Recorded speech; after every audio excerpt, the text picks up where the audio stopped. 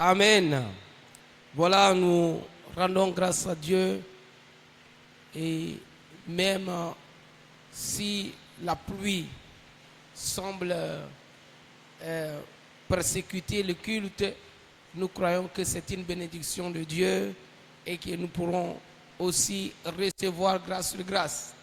Alors, nous allons être en direct. Nous sommes déjà certainement en direct et nous voulons saluer tous ceux qui nous suivent depuis leur domicile ou dans votre voiture ou encore dans votre bureau, si vous êtes encore au bureau. Nous vous saluons tous dans le précieux et glorieux nom de notre Seigneur et Sauveur Jésus-Christ. Amen.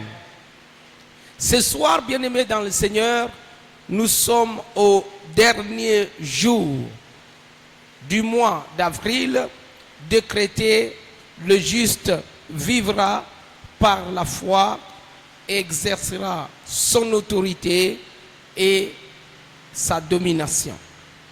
C'était le thème Oyo Tokaboli depuis le mois d'avril, depuis le début du mois jusqu'à ces jours. Et le mois de mai a été proclamé le mois de la prière fervente et efficace. Alléluia. La prière fervente et efficace. Et le sous-thème que j'ai choisi de parler avec vous, alléluia, si par la grâce de Dieu, nous pourrons encore vraiment recevoir grâce sur grâce au travers de ce merveilleux thème, parce que moi je ne savais pas que notre papa spirituel allait proclamer ce mois-ci comme étant le mois de la prière. Mais si vous vous rappelez, j'ai dit qu'à partir déjà de demain, le 1er mai, nous allons rentrer avec tout le collège des serviteurs et servantes de Dieu. Les mamans sont déjà en retraite. Demain, à partir de 11h. Et nous nous retrouverons ici le soir. Dès que la journée est bouclée, nous allons nous retrouver pour un temps de prière dont le thème: je donnerai à ce peuple des lèvres pures pour qu'il puisse me servir dans un commun accord. Et ça, c'est très important, que nous puissions commencer ce mois qui est décrété comme étant mois de la prière. Nous puissions commencer la prière dans ce mois déjà avec cette retraite. La semaine qui va suivre, il y aura des travaux ici à l'église. Nous sommes en plein chantier et nous voulons vraiment que le chantier puisse avancer pendant ce mois de mai. Donc, il y aura l'équipe des carrelages qui vont venir pour travailler, et par conséquent, nous allons exploiter l'école biblique pour une chaîne de prière. C'est-à-dire, chaque jour, chaque 2 heures, il y a une équipe qui va venir pour prier. Ça va prendre pratiquement toute la semaine. On va prier et le Seigneur va nous faire du bien. Donc, à cet effet, le programme sera élaboré et mis à la disposition de tout le monde dès le dimanche, afin que chacun de nous puisse savoir à quel moment je peux être là pour cette chaîne de prière pour conduire aussi la prière. Amen. Alors, ce soir, on va partager la parole de Dieu. Et le thème que je voudrais, c'est un thème qui va faire le pont entre le mois passé et le mois que nous allons commencer. La prière fervente du juste.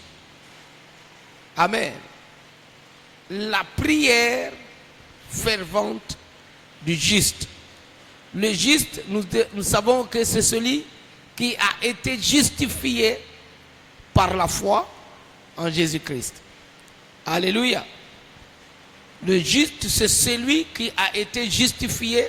Vous avez eu foi en Jésus et Jésus vous a justifié par son sang il a pardonné vos péchés, il vous a lavé et il a fait de vous une fille de Dieu, un fils de Dieu, et vous êtes le juste de Dieu, le saint de Dieu devant le Seigneur.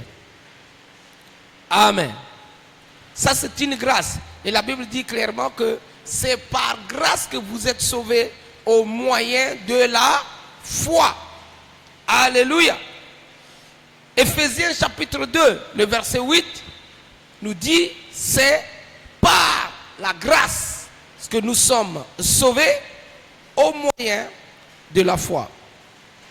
2 Corinthiens chapitre 5, le verset 21, la Bible dit, celui qui n'a point commis de péché, Dieu l'a fait devenir péché pour nous, afin que, alléluia, nous aussi, nous devenons la justice de Dieu en Jésus-Christ. Donc nous sommes la justice de Dieu en Jésus-Christ. Est-ce que nous pouvons acclamer le Seigneur pour cela? Alléluia. Alors, merci beaucoup pour vos acclamations. Et pour entrer dans le vif sujet de ce thème, la prière fervente du juste. Nous allons aller lire un texte. Et nous allons venir prendre un exemple sur une personne, une dame, qui a fait ce que je vais enseigner certainement le dimanche, la prière agressive de la foi. Amen. La prière agressive, la foi agressive dans la prière, c'est-à-dire qui agresse le trône de Dieu par la prière. Amen. Et ça, c'est la vie de la femme dans la Bible qu'on appelle Anne. Pas Anne la prophétesse, non. Anne, la maman du grand prophète Samuel. Amen. Cette femme, Anne, sortie du ventre plutôt d'une grande dame, une femme de prière, une femme agressive dans la prière. Il y a certaines situations, c'est-à-dire ce qu'on a baninga, oyo bazo chola yo na vie, oyo bazo critiquer na vie, en fait bazo bundisa yo po okoma pene na nzambe. Alléluia. C'est-à-dire bazo pousser yo okene liboso ya nzambe. C'est ce qui est arrivé dans la vie de Anne. La Bible dit que sa coépouse Pénina, Azalakina Bana, et à chaque fois il s'asseyait devant sa porte, Azibane naye abandi kotomo la bango, pona koseka, mona mos oyo mobile naye alingie mingi, mais libumu kangami. Donc moyen abota ezate. Mais cette femme, à mon situation naye, il y a quelqu'un qui peut changer cette situation. Est-ce que quelqu'un peut me dire Amen? Ça veut dire n'importe quelle situation oyo tu peux vivre dans la vie, tu peux connaître dans la vie. Il y a quelqu'un à qui rien n'est impossible. Il y a donc un changement possible et certain pour ta situation, pour ton problème, pour tes difficultés. Donc il y a une solution qui est certaine qu'on peut trouver auprès du Seigneur, mais le moyen, c'est la prière agressive. Alléluia. La prière fervente ou la prière agressive. Amen. Alors, nous allons aller lire ce texte. Je vais prendre l'exemple sur deux personnes. Nous sommes dans le premier texte dans le livre de Jacques, au chapitre 5, le verset 13. Jacques, le livre de Jacques, chapitre 5, le 13e verset jusqu'au 18e verset. Je le lis pour vous. Quelqu'un parmi vous est-il dans la souffrance qu'il prie? Amen. Qu'il prie. Quelqu'un est-il dans la joie? Qu'il chante des cantiques. Alléluia. Quelqu'un parmi vous est-il malade?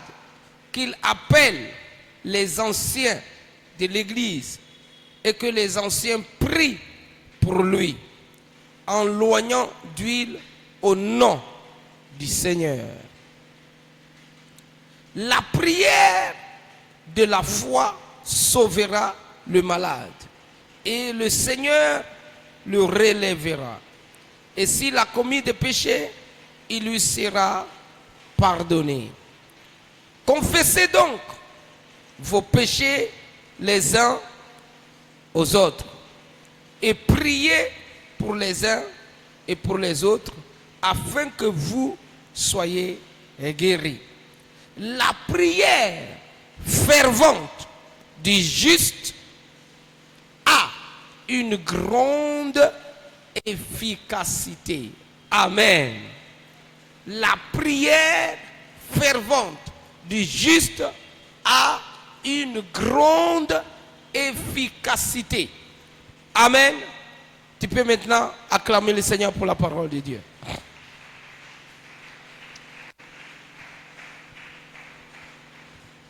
Alors, quand Dieu nous parle de la prière fervente, nous voyons le Seigneur lui-même prendre l'exemple sur un prophète, un homme de Dieu, du nom de Élie. Élie a connu ce genre de prière et la Bible en parle. La prière de la foi, la prière agressive, la prière fervente et efficace. La prière fervente du juste a une grande efficacité, oui, quand elle est basée sur la foi. Amen. Et regardez, on va nous donner l'exemple d'un tel homme. La Bible nous dit, Élie était un homme de la même nature que nous. Ça veut dire, il était injuste devant Dieu. Ou il était encore, si vous voulez, justifié en son temps. Selon son temps, justifié selon son époque devant Dieu. Donc, la prière fervente du juste. Élie était justifié devant Dieu par rapport à son époque. Amen. Parce qu'il croyait à la parole de Dieu. Être justifié veut dire être un adhérent, un croyant de la parole de Dieu. Alléluia.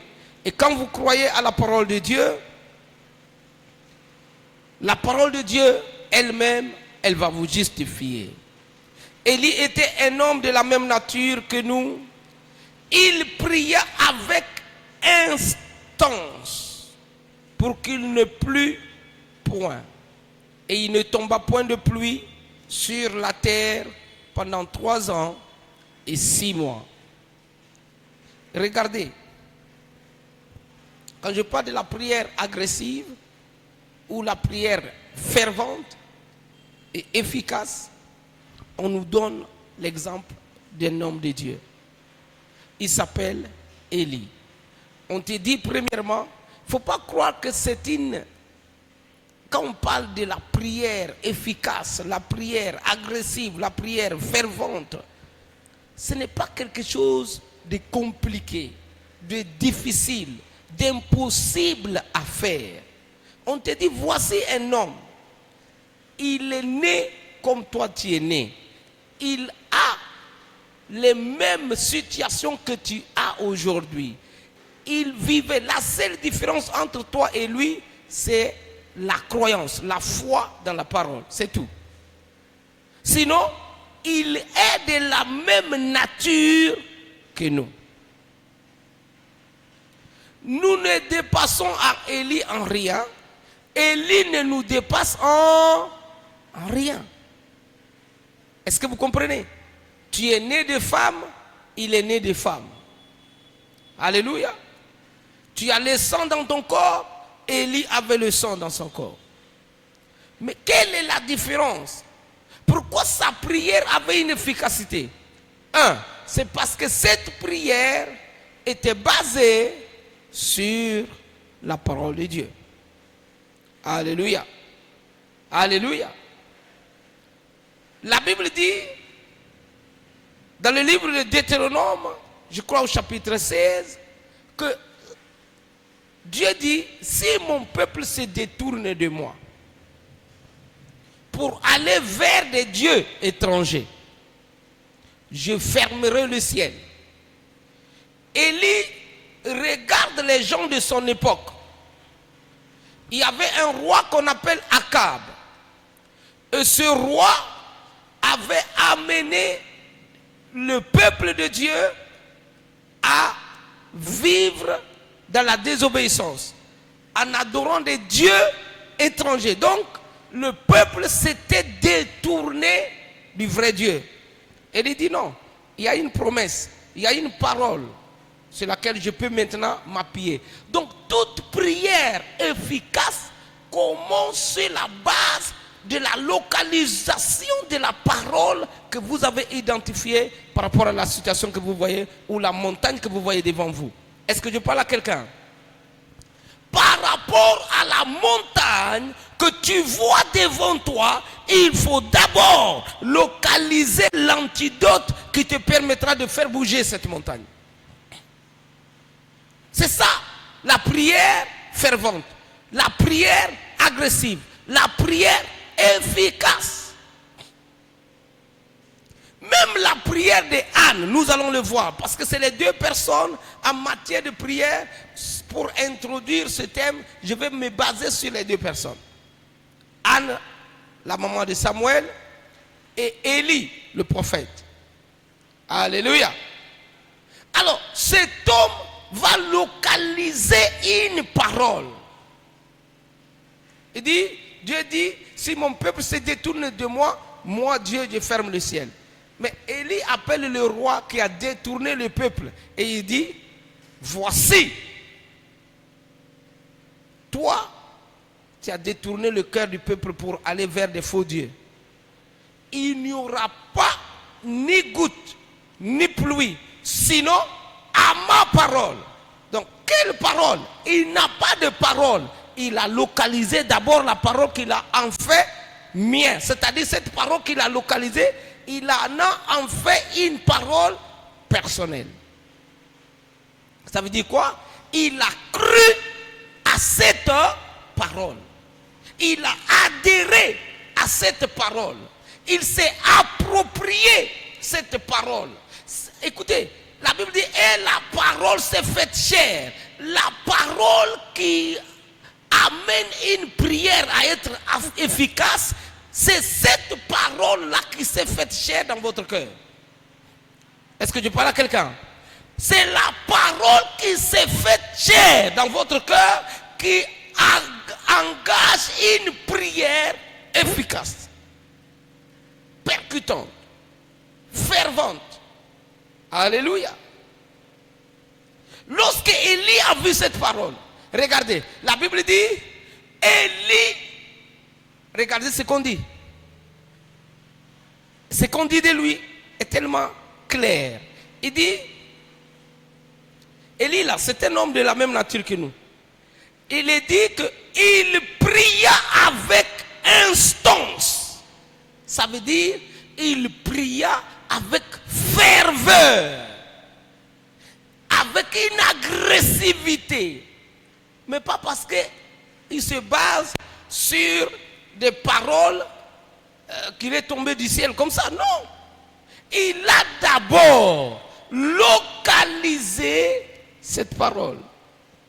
Et ensuite, il en a fait une parole personnelle.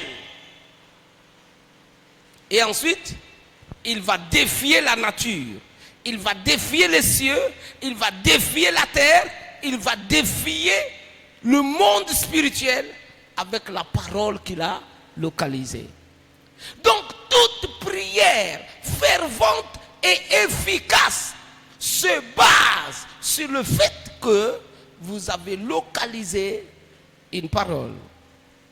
Alléluia. Alléluia. On ne le dit pas de façon plus claire sur la vie d'Anne.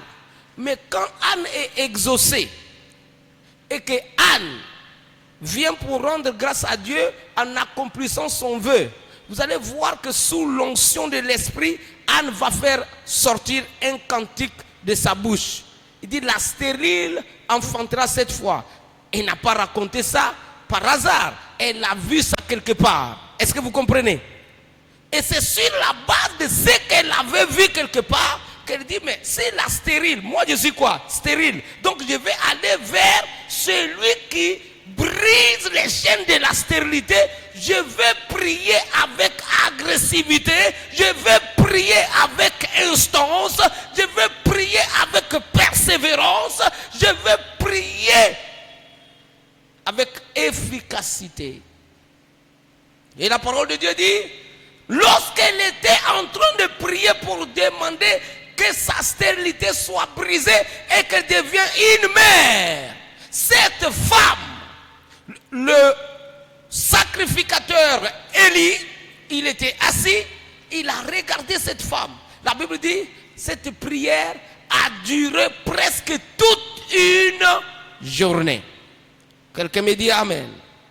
Donc, celui qui fait la prière fervente, écoutez, premièrement, il ne tient pas compte du temps. Non. Le temps n'est pas un problème. C'est son problème qui est un problème. Ou, dans le cas de Anne, c'est son amertume qui était un problème. Même la faim n'est pas un problème. C'est-à-dire l'amertume de Anne avait rempli son ventre et il ne sentait plus la faim. Il y a certaines situations, il faut que vous arrivez à ressentir. Écoutez, il faut que vous arrivez à faire taire le besoin naturel pour faire valoir le besoin spirituel. Est-ce que quelqu'un me comprend? Ça veut dire quoi en quelque sorte? Ça veut dire il y a certaines situations dans lesquelles, lorsque vous traversez ces situations-là, à un moment donné, vous devez prendre des fortes décisions. La Bible dit, on avait déjà tué des bœufs, on a tué, on a préparé, on a enlevé la part de Anne et on lui a donné une double portion. Mais elle a regardé. Elle a dit non, je n'en ai pas besoin. J'ai un problème. Elle a laissé ça. Est-ce que vous comprenez? C'est comme la plupart d'entre vous qui êtes là ce soir. Il y a la pluie qui tombe, mais vous avez laissé vos maisons dans la pluie. Et Dieu sait récompenser ceux qui font des sacrifices. Et je prie que mon Dieu te fasse voir sa gloire parce que tu as fait un grand sacrifice. Si la pluie est une bénédiction, de la même manière que tu as reçu sur ta tête la pluie en venant ici, de la même manière que la bénédiction de Dieu se transforme en goutte de pluie sur ta vie et que tu témoignes la fidélité de Dieu. Alléluia. Écoutez frères et sœurs, la Bible dit, Anne, elle a commencé à répandre, premièrement, d'abondantes larmes. Vous savez, une autre manière de prier, c'est le gémissement de votre âme. Il y a certaines situations qu'un enfant de Dieu peut traverser. Ok? Et cette situation-là peut vous amener votre âme dans des gémissements. Mais ces gémissements sont basés sur les Écritures. C'est-à-dire, vous avez identifié votre problème. Vous avez identifié la promesse de Dieu. Et vous commencez à gémir pour dire à Dieu, je ne connais personne d'autre. Seul toi peux me donner une solution à cette situation. J'ai connu beaucoup de cas où Dieu a intervenu spontanément ou miraculeusement dans une situation parce que nous avons su localiser la promesse et nous avons su verser d'abondantes larmes ou encore des gémissements. Des gémissements. Écoutez, l'apôtre Paul parle des douleurs d'enfantement. Vous savez, quand une femme veut enfanter, elle va connaître ce qu'on appelle des gémissements de l'âme. Pour une femme qui avait déjà enfanté, vous comprenez cela. Vous comprenez? Elle va d'abord connaître une certaine douleur qui terrifie son âme. Et il y en a qui pleurent. Vraiment. Je viens de visiter une de mes filles qui a enfanté il n'y a pas longtemps. Elle criait sur le lit, le Dieu de papa Salomon, où es-tu? Le Dieu de papa Salomon, le Dieu de papa Salomon. Alors que les médecins disaient que bon voilà, on va préparer des ustensiles de l'opération. Bam! L'enfant est sorti, miraculeusement. Personne ne s'y attendait. Alors qu'on dit non, l'enfant était horizontal, pratiquement impossible que l'enfant puisse sortir, il faut opérer.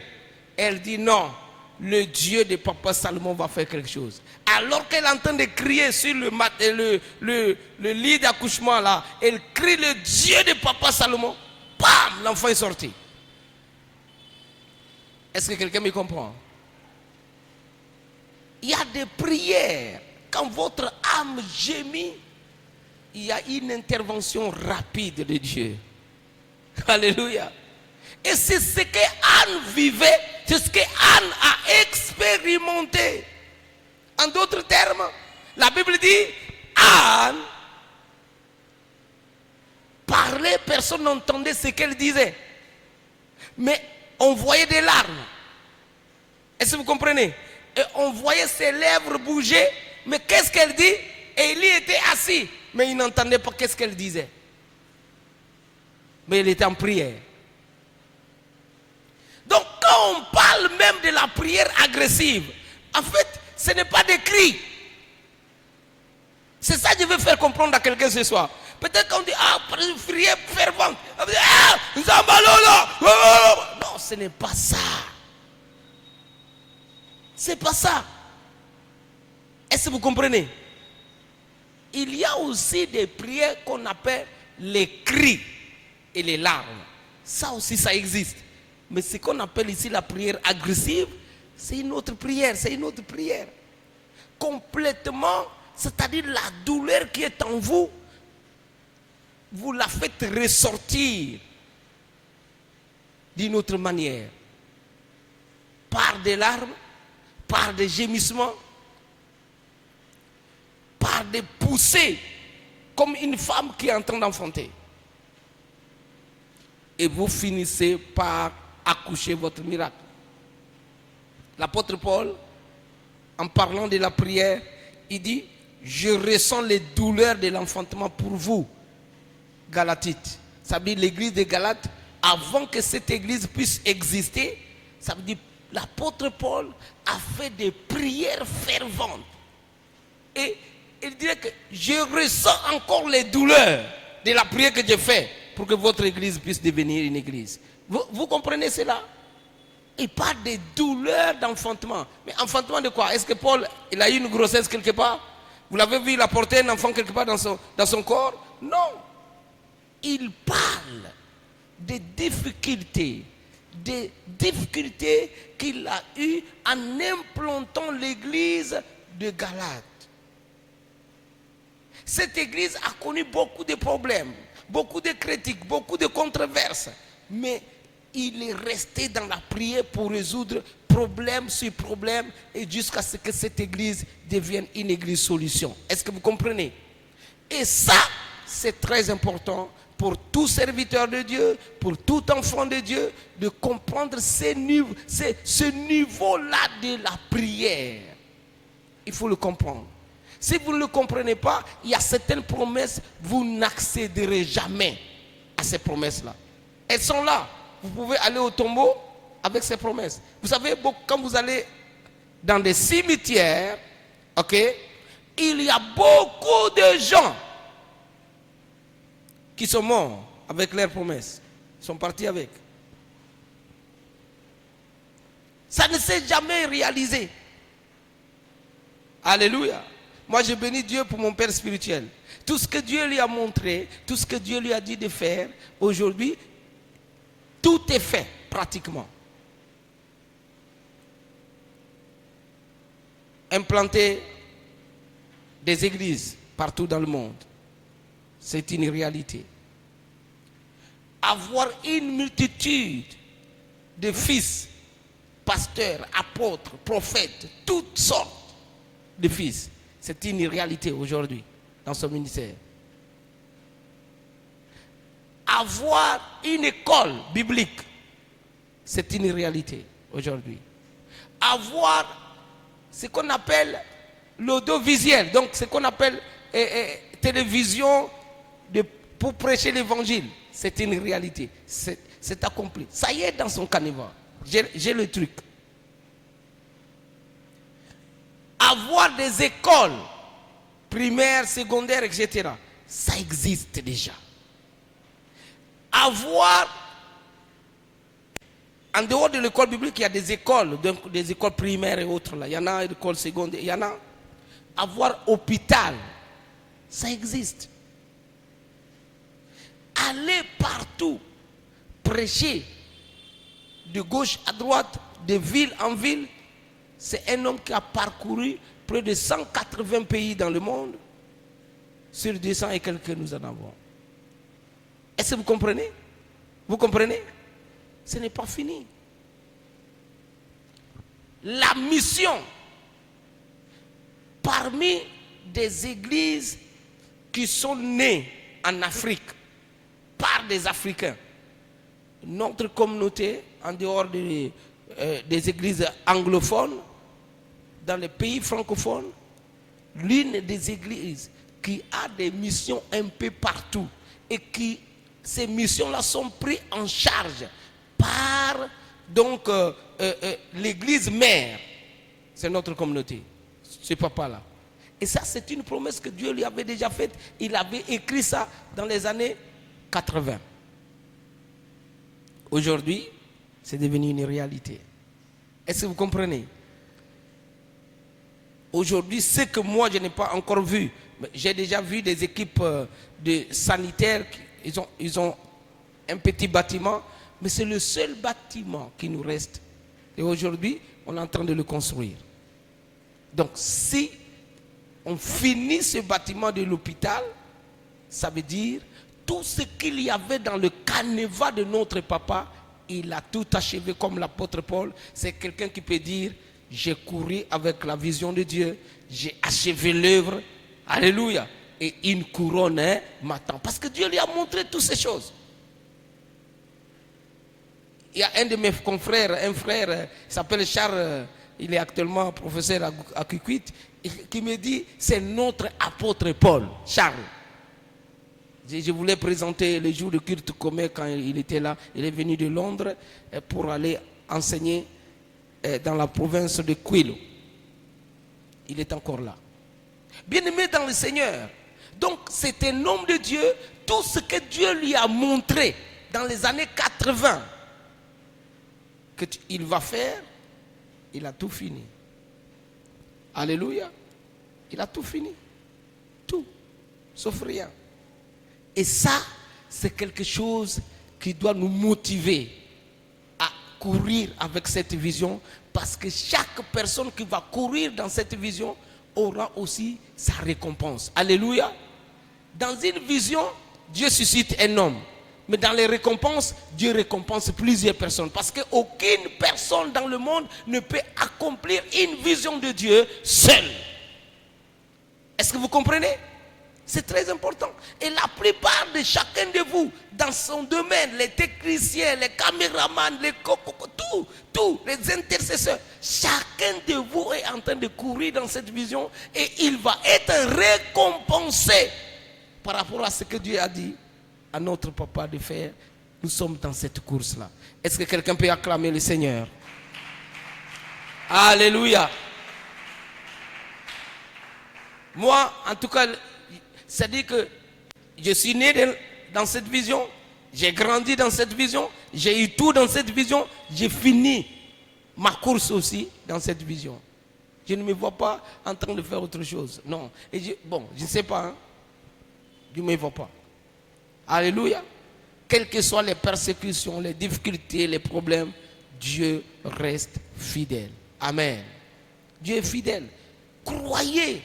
Mais écoutez, ce sont des personnes qui ont une vie de prière agressive, une vie de prière fervente, qui savent parfois aller devant le trône de la grâce avec une certaine agressivité.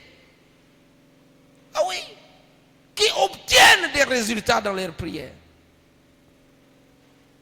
Oui, il y a un frère qui m'a appelé, il est en Toulouse, et un des fils de Papa Karambri caché. Certainement, si Dieu veut, on va se rencontrer avec lui au Burkina Faso. Il nous a beaucoup soutenus pendant la construction ici. Il est à Toulouse. Ce papa, il avait des difficultés au niveau de son pays natal, Côte d'Ivoire. Il est ivoirien et résident en France, en Toulouse, comme étant de la nationalité française, mais il est ivoirien. Alors, ce papa-là avait construit une maison. Et il y a une autorité, donc un cadre ivoirien, qui a décidé de louer cette maison. Bon, lui, dans un premier temps, il ne voulait pas, sa femme n'était pas d'accord. C'est un témoignage qu'il m'a donné. Mais nous avons eu à prier avec lui pendant 3 jours. Jeûne et prière. On voulait une solution. On termine la prière, bam! Il reçoit un coup de fil. Ah, le locataire qui est dans ta maison et qui ne veut pas payer et tout. Il est en train de dire. Aujourd'hui, il m'a appelé encore pour me dire, ça fait 2 semaines que ce locataire est parti. Alléluia. Alléluia. Parce qu'il est allé même voir la justice, ça ne marchait pas. Il a fait toutes les démarches possibles pour que ce monsieur libère sa maison. Et lui, il est en France, il ne peut pas venir. Donc, il a tout fait, il a compté sur la justice ivoirienne. Rien ne marche. C'est une autorité, c'est un cadre. Quand les huissiers viennent, lui aussi, il essaie de corrompre ou quoi, je ne sais pas. Ce qui est sûr, il a fait des années dans cette maison. Mais aujourd'hui, on a eu à prier, il y a juste 2 semaines. Amen.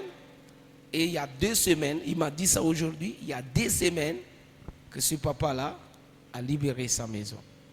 Alléluia. Alléluia. Donc c'est pour dire qu'il y a des prières que Dieu écoute et il exauce. Amen. C'est très important. Alors vous allez voir que Anne, dans sa prière, elle a eu des résultats très rapidement parce que sa prière avait 2 volets. Beaucoup de gens prient, mais leurs prières sont parfois égoïstes devant Dieu. Est-ce que vous me comprenez? Je m'explique. D'accord? Anne priait. Parce que si quelqu'un veut quelque chose pour se venger, regardez, elle n'a pas d'enfant. Mais entre-temps, dans sa maison, il y a une femme qui se moque d'elle. À chaque fois que cette femme sortait s'asseoir devant sa porte, elle prend ses bébés, elle jette et se moque d'elle. C'est ce que la Bible nous dit, n'est-ce pas? N'est-ce pas? Et cela a poussé Anne devant le trône de la grâce. Vous êtes d'accord avec moi? Mais regardez comment elle va faire le vœu devant Dieu. Ça veut dire, elle n'était pas en train de prier pour se venger de Pénina. Mais elle était en train de prier pour dire, mais Dieu, c'est toi qui es le Père qui honore les stériles, qui a promis que la stérile enfantera 7 fois. N'est-ce pas? Mais entre-temps, il y a une femme qui se moque de moi. Mais moi, je veux juste que tu roules cet opprobre là sur ma vie. Si tu me donnes un enfant, en roulant l'opprobre sur ma vie, je te ramène cet enfant. Parce qu'elle aurait dit, je vais garder cet enfant, moi aussi, je vais faire quoi? Je vais le jeter pour me moquer de ma épouse qui déjà était en train de faire la même chose. Est-ce que vous comprenez? Mais sa prière n'était pas égoïste. Ce n'est pas une prière qui va contredire une parole de Dieu. Parce que Dieu a dit, à moi la vengeance, à moi la rétribution. Donc Anne n'a pas voulu dans sa prière contredire cette parole. Alors il dit à Dieu, si tu me donnes un enfant, ça veut dire tu roules l'opprobre, tu enlèves de ma vie le nom de femme stérile. L'enfant, moi, je n'en ai pas besoin. Je vais venir te le laisser. Je veux que tu sers. Alléluia. Et Dieu a vu que Anne, sa prière n'était pas égoïste. Ce n'est pas une prière de vengeance. Et beaucoup de gens aujourd'hui prient pour se venger. C'est des prières qui ne cadrent pas parfois avec la volonté de Dieu.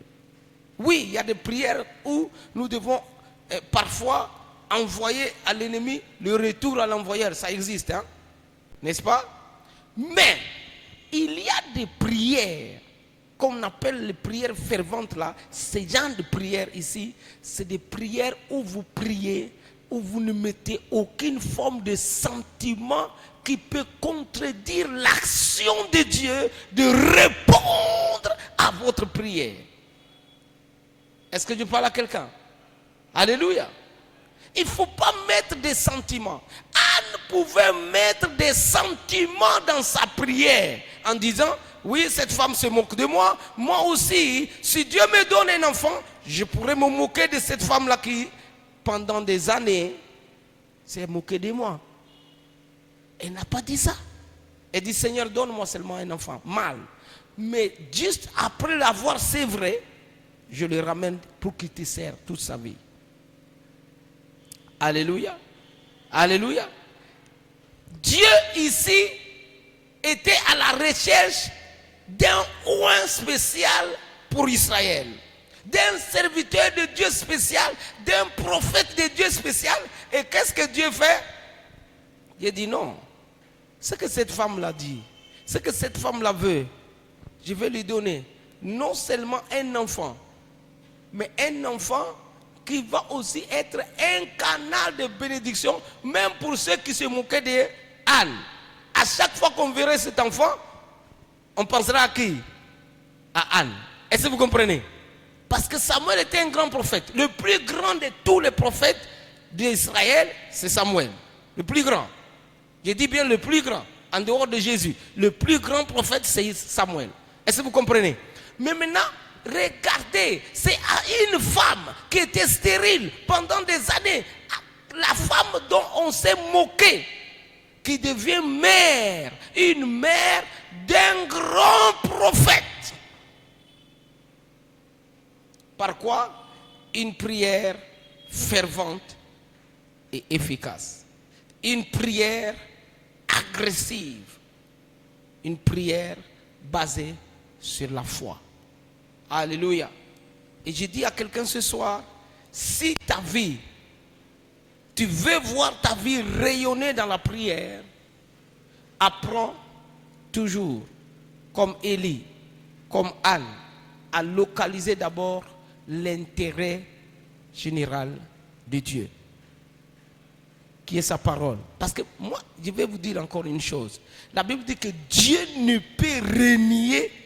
Il se réunit lui-même, il ne se réunit jamais lui-même et il ne peut pas régner aussi sa parole. Parce que Dieu égale sa parole.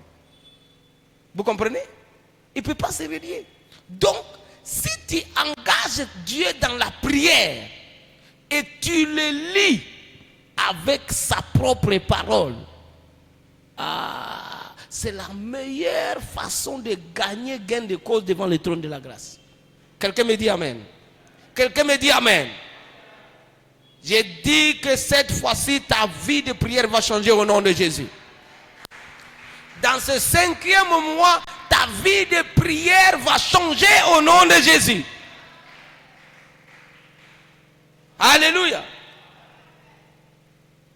Écoutez, il n'y a rien de plus frustrant pour un enfant de Dieu, pour un homme de Dieu, pour un enfant de Dieu, que d'avoir des prières inexaucées, c'est-à-dire des prières sans succès, sans victoire. C'est tellement, je ne sais pas quel mot il faut utiliser, c'est très frustrant. Et parfois, j'ai vu des hommes et des femmes abandonnés. D'autres ont même quitté l'église. D'autres ont quitté la foi. Pourquoi? Parce qu'ils ont prié. Je vous ai donné les témoignages avant l'arrivée du pasteur Lévi Congolo. Je suis sorti ces jours-là sous l'ordre du Saint-Esprit. Je suis sorti évangéliser moi seul. Et j'ai reçu cette sœur. À peine j'ai commencé à parler, j'ai donné les témoignages d'une fille que maman a évangélisée chez maman Evoldi ici. Et cette fille-là disait, moi je ne veux plus aller à l'église. Maman l'a posé la question, mais pourquoi tu ne veux pas aller à l'église? Oh non, les pasteurs sont mauvais, couchent avec les femmes au hasard. Certainement, une fille qui a été certainement quelque part abusée d'une manière ou d'une autre. Et elle refusait d'aller à l'église. Mais maman, avec les enseignements, bam, elle est venue ici. Vous l'avez vu chanter un dimanche ici. Et c'était extraordinaire. Alors j'ai pris le témoignage de cette fille. Et j'étais en train de parler à l'autre sœur qui s'appelle Patricia. Ici, devant chez le colonel Panga. Ils habitent là. J'ai parlé à cette femme. J'ai parlé à un moment donné, j'ai vu des larmes sortir de ses yeux.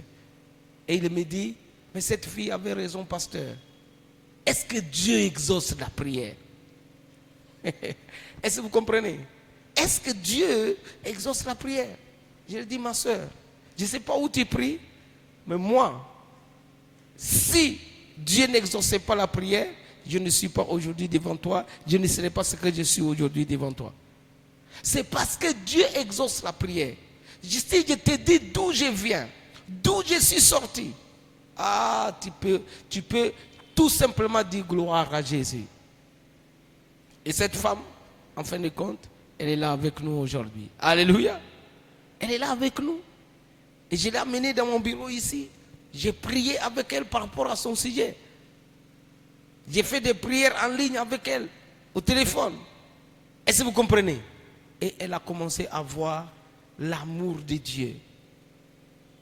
Tous ces problèmes ne sont pas totalement encore résolus, mais déjà l'amour de Dieu, le fait d'accepter porter le fardeau. Elle dit c'est la première fois. Elle a fréquenté beaucoup de pasteurs, mais c'est la première fois qu'elle voit un homme de Dieu qui s'occupe de son problème et qui veut prendre soin et qui veut voir un résultat par rapport à ce qu'elle vit comme problème. C'est un grand témoignage, n'est-ce pas? Alléluia. Jésus a dit, Pierre, m'aimes-tu? Pierre dit oui. Paie mes brebis. Paître les brebis, ce n'est pas prendre les 10 000 offrandes. Paître les brebis, ce n'est pas rouler dans des hammers, dans les limousines, non. Paître les brebis, c'est identifier le problème de l'enfant de Dieu et de pouvoir porter le fardeau quand vous voyez qu'elle est incapable. Quand vous voyez que vous pouvez l'enseigner pour qu'elle puisse porter le fardeau, vous l'enseignez pour porter son fardeau. Mais quand vous voyez qu'ici, elle a besoin du soutien de quelqu'un, vous venez en aide pour porter ses fardeaux avec elle. Et là, vous allez voir que cet enfant de Dieu, elle va s'engager pour servir Dieu avec joie. Parce qu'elle a vu quelque chose, elle a vu l'image de Christ. Pas nous, mais l'image de Christ. Alléluia. La prière fervente du juste. Alléluia. La prière fervente du juste. Le troisième point, ne pas juger ou se laisser plonger dans le jugement des autres. Vous voyez, quelque chose que j'ai remarqué dans la prière de Anne. Vous voyez, quand elle était en train de prier, à un moment donné, on a vu le prophète et le sacrificateur Élie qui est en train de la juger en quelque sorte. Il dit, oh, cette femme, elle est ivre. Donc, déjà, le sacrificateur a taxé Anne. De quoi? Une femme alcoolique. Est-ce que vous êtes avec moi? Vous êtes avec moi? Mais vous vous rendrez compte que Anne ne s'est pas laissé blesser par ces paroles mensongères d'Élie. Et souvent, ce qui arrive dans l'église, c'est que beaucoup d'entre nous, parfois, se laissent dans des paroles mensongères et ils laissent l'ennemi influencer leur but et leur objectif dans la prière. Est-ce que vous êtes avec moi? Est-ce que vous êtes avec moi? Parce que Satan peut utiliser même ton pasteur pour te décourager. Vous n'avez jamais vu ça, hein? Oh là là. J'ai dit bien, Satan peut utiliser même ton leader, qui est le pasteur ou un des responsables du département, pour te décourager au point que tu ne seras plus en mesure de prier. J'ai rencontré ce genre de cas plusieurs fois. Même moi-même, ça m'est arrivé. Est-ce que vous comprenez? Vous comprenez? Mais oui. Mais Anne a ignoré les paroles d'Élie. Oh, tu es rempli de vin. Fais passer ton vin, femme. C'est déjà 1 heure. Hein? Toi, tu es déjà rempli de vin comme ça. Anne dit quoi? Elle dit non, Élie. Papa Élie, c'est l'amertume. C'est-à-dire la lourdeur de mon problème. C'est-à-dire, écoutez, le fardeau qui est sur moi, le fardeau que je porte est tellement lourd. C'est ça qui me fait parloter. Parler. Même si tu n'entends pas ce que j'ai dit, je sais que la Bible dit, avant que nous ouvrons nos bouches, avant que nos lèvres ne commencent de murmurer, lui, il sait déjà ce que nous allons dire. Amen. Alors, je sais qu'il y a quelqu'un qui sait ce qu'il y a comme amertume dans mon cœur. Et c'est à lui que je parle. Tes paroles, ce n'est pas un problème. Tu peux dire tout ce que tu veux. Mais ce n'est pas ça qui m'a amené ici. Il y a une amertume que je sais qu'avant que je quitte ici, quelqu'un va enlever afin que je sois désormais dans la joie et dans la paix. Ça, c'est ce qu'on appelle la foi. La foi, c'est être en mesure de braver des obstacles. Même quand ces obstacles semblent venir d'une personne qui est censée connaître le spirituel, connaître ce que j'ai comme problème et m'aider. Regardez, il traite la femme d'alcoolique. Élie ne savait pas qu'Anne avait des problèmes de stérilité. Est-ce que vous comprenez avec moi? Vous comprenez? Pourtant, la Bible me dit, chaque année, elle et son mari faisaient des navettes devant Élie pour venir offrir des sacrifices. Mais comment tu peux ne pas te rendre compte que cette femme, elle est stérile? Pendant des années, elle vient avec son mari. Elle est la première femme de son mari. Est-ce que vous comprenez?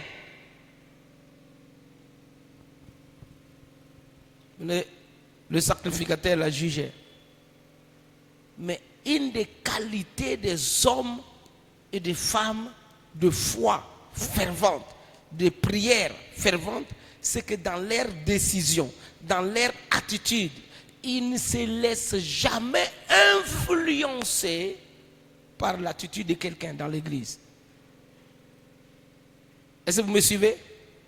Aujourd'hui, beaucoup de gens, très facilement, se laissent influencer, se laissent emporter par l'attitude des autres dans l'église. Et ils ratent leur objectif. Ils passent à côté de la plaque. Ils passent à côté de leur objectif. Anne n'a pas fait ça. Anne n'a pas agi comme ça. Elle est restée focus sur son objectif. Et la Bible dit, à la fin, Élie l'a dit, Élie le sacrificateur, hein, pas le prophète. Élie, le sacrificateur, il dit à Anne, alléluia, lorsqu'elle a parlé, sans amertume, de façon sincère, regardez ce que le sacrificateur Élie l'a dit, au verset 17. Au verset 16, la Bible dit, ne prends pas. D'abord, Élie parle ici. Anne parlait dans son cœur et ne faisait que remuer les lèvres. Mais n'entendait point sa voix. Élie pensait qu'elle était ivre. Alléluia. Il pensait qu'elle était ivre. Et disait, fais passer ton vin, femme. Fais passer ton vin. Et Anne l'a entendu. Donc ce n'est pas une parole qu'il a dit en secret. Il a dit de sorte que Anne puisse entendre et se décourager dans la prière ou dans son objectif. Est-ce que vous êtes avec moi? Est-ce que vous êtes avec moi? Voilà. Mais Anne répondit, non, mon Seigneur, je suis une femme qui souffre en son cœur et je n'ai bu ni vin ni boisson enivrante. Je répandais mon âme devant l'Éternel. Ne prends pas ta servante pour une femme pervertie, car c'est l'excès de ma douleur et de mon chagrin qui me fait parler jusqu'à présent. Voilà l'attitude d'une femme ou d'un homme agressif dans la prière. Est-ce que vous comprenez? Est-ce que vous comprenez? C'est ça. C'est ça. Et ne s'est pas laisser influencer par les paroles négatives d'Élie. Il dit non, c'est ma douleur, mon chagrin qui m'a fait parler jusqu'à présent. Et regardez, Élie maintenant se réveille. Il dit, Élie reprit la parole et dit, va en paix et que le Dieu d'Israël exauce la prière que tu lui as adressée. Quelqu'un dit amen. Et c'est ce qui s'est passé. Si elle s'était fâchée contre le sacrificateur, parce qu'il a mal parlé, cette parole qu'elle a entendue, est-ce qu'elle pourrait entendre? Parce que moi je crois que cette parole aussi a une influence par rapport à son exaucement. Vous êtes d'accord avec moi? Alléluia. Mais Dieu a vu son humilité. La Bible dit l'humilité précède la gloire. Donc elle s'est humiliée. Même quand on l'insulte, elle dit non, je ne suis pas ivre. Je ne suis pas une femme pervertie ou pervers, non. Mais c'est la douleur, l'amertume, le chagrin qui est dans mon cœur que je suis en train de répandre devant l'Éternel. Combien de temps prends-tu devant Dieu pour le problème que tu vis?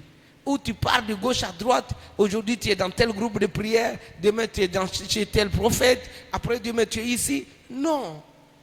Écoutez, Dieu peut exaucer quelqu'un. À peine tu rentres en l'église, avant même que le pasteur ne monte sur la chaire, Dieu peut déjà exaucer ta prière. Ça dépend de ton attitude d'approche devant le trône de grâce. Si cette attitude est basée sur le fait que tu as eu l'opportunité de localiser une semence par rapport à la montagne que tu dois déplacer. Je répète encore, que tu as eu l'opportunité de localiser une semence, c'est-à-dire une parole de Dieu par rapport à la montagne que tu dois déplacer. Pourquoi j'ai dit ça? Conclusion, dans Marc 11, verset 23 et le verset 24, il dit, si il y a une montagne devant toi, si quelqu'un dit à cette montagne, ôte-toi de là et jette-toi dans la mer, si il ne doute point à son cœur ce qu'il est en train de dire, la Bible dit, il le verra s'accomplir. Anne a vu la déclaration de son prophète, de son pasteur s'accomplir. Pourquoi? Parce qu'elle a balayé tout, les obstacles balayés, l'attitude de son mari balayée, l'attitude de sa coépouse balayée, la nourriture balayée. Est-ce que vous comprenez? Les festivités qui étaient là, elle a tout balayé. Elle est allée devant Dieu. Et le Seigneur l'a donné la solution. Ce soir, tiens-toi debout. Nous allons aussi parler au Seigneur. Nous allons prier notre Dieu. Alléluia. Alléluia. Est-ce que vous êtes avec moi? Est-ce que vous me suivez? Que l'Éternel Dieu te bénisse. Thank you, Lord Jesus. Alors, tu vas te tenir debout, nous allons prier. Tu vas dire à Dieu, comme Anne, moi aussi, Seigneur, je vais répondre. Je ne sais pas quelle est la douleur qui est dans ton cœur. Quelle est l'amertume qui est dans ton cœur. Quelle est la situation qui provoque réellement dans votre famille, dans ta vie. Peut-être tu es là, il y a un problème dans ton foyer, tes relations, ça ne marche pas. Tout ce que tu entreprends, ça n'avance pas, ça échoue. Mais ce soir, il y a un Dieu en ces lieux. Moi, je le crois et je vois.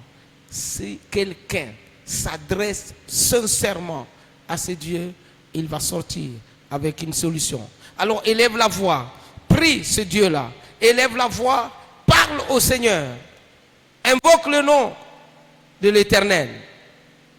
La Bible dit, on n'invoque pas le nom de l'Éternel en vain.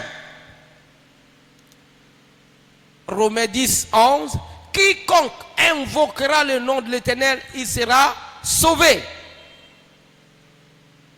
Si tu le sais, il y a le salut par rapport à ton problème. Il y a le salut par rapport à ta situation. Il y a le salut par rapport à ton problème. Moi, je le sais. Et Dieu va te faire du bien. Dans le nom de Jésus. Thank you, Lord Jesus. Père Rabashi Nirekotolo Roboshi Karabasanta. Riba Sunta la Karabashi Kerebo Sunta. Riba Kataraba Sunto Lokoroboshi. Beredebo Sunta Rakata Yarabasanta. Keradababa Sunto Lokoroboshi Kereba Santa Rababari. Beredebo Sukata la Rababa Sunta de Katarabasinte. Béni sois-tu, Seigneur. Sois loué, Seigneur. Sois exalté, Seigneur. Sois glorifié, Seigneur. Sois magnifié, Seigneur. Oh, alléluia. Merci, merci, merci Jésus. Merci Jésus, merci Jésus. Merci pour l'exaucement. Merci d'écouter la prière que t'adresse ton serviteur, ta servante en ces lieux. Écoute, Seigneur. Écoute sa prière, Seigneur. Exauce sa prière, Seigneur. Écoute sa prière, Seigneur. Exauce sa prière, Seigneur. Merci Saint-Esprit. Merci Dieu vivant. Merci Dieu de gloire. Merci Dieu de toute grâce. Merci Jéhovah. Seigneur, nous croyons que quelles que soient les difficultés, quels que soient les problèmes, quelles que soient les situations, Seigneur, toi tu es fidèle. Seigneur, toi tu es juste. Seigneur, toi tu es digne de louange. Tu es digne de confiance. Tu es digne d'être... Oh, alléluia. Merci Père de gloire. Merci Père de gloire. Merci Père de gloire. Merci Père de gloire. Merci Père de gloire. Père de gloire, Père de gloire, Père de gloire. Rababababababa sondolo koroboshi kereba santa rabade. Bira katarababa sondolo koroboshi. Keradababa santa la kalaraboshi. Agresse, agresse, agresse par tes mots, par tes propres paroles. Parle à Dieu. Par tes propres paroles. Dis à Dieu ce que tu veux que le Seigneur fasse pour toi ce soir. J'en suis certain. J'en suis certain. J'en suis certain. Le Seigneur le fera. Le Seigneur le manifestera pour toi. Le Seigneur le manifestera pour toi.